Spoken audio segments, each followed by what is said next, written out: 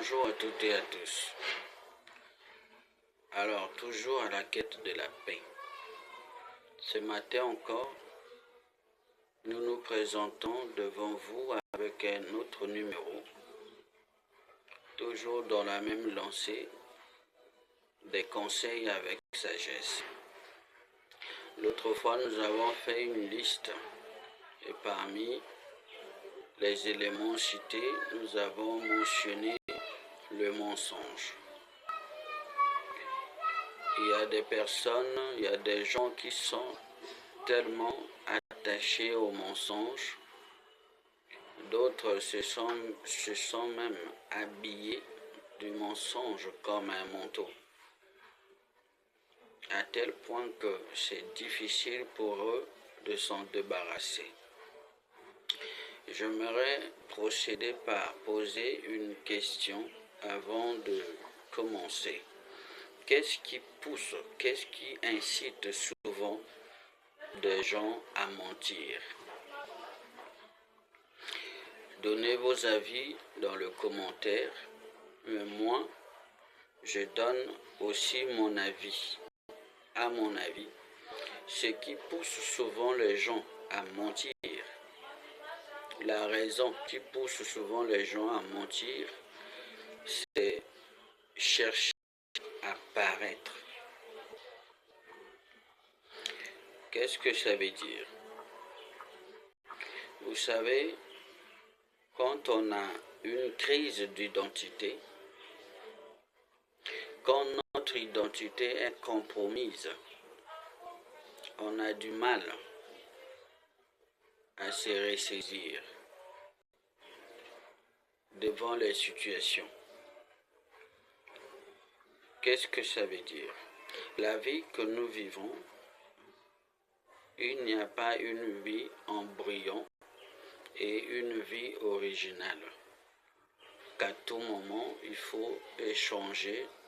Tantôt tu es dans la vie, dans la vraie vie, tantôt tu es dans la vie embryon. Ça n'existe pas. Ce que tu vends, c'est ce qui fait de toi ce que tu es.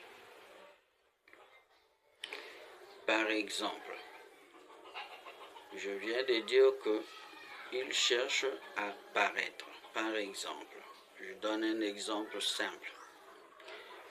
Tu as un rendez-vous avec quelqu'un. Vous êtes convenu de vous rencontrer à 8h30 à un endroit bien précis.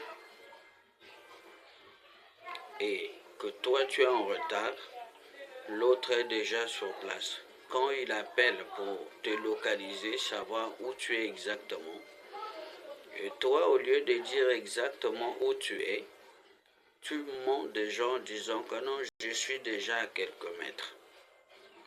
Vous savez, ça, c'est déjà un mensonge. Alors qu'avec cette attitude, tu ne peux pas vivre en harmonie avec les autres, ni avec Dieu.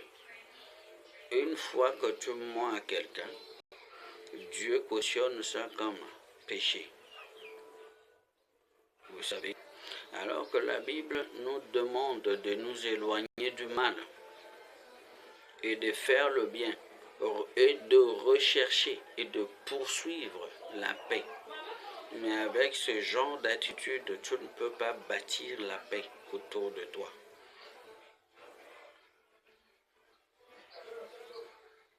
Voici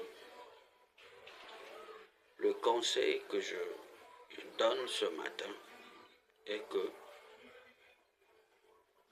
cherche la paix autour de toi. Éloigne-toi du mal. Fais toujours le bien.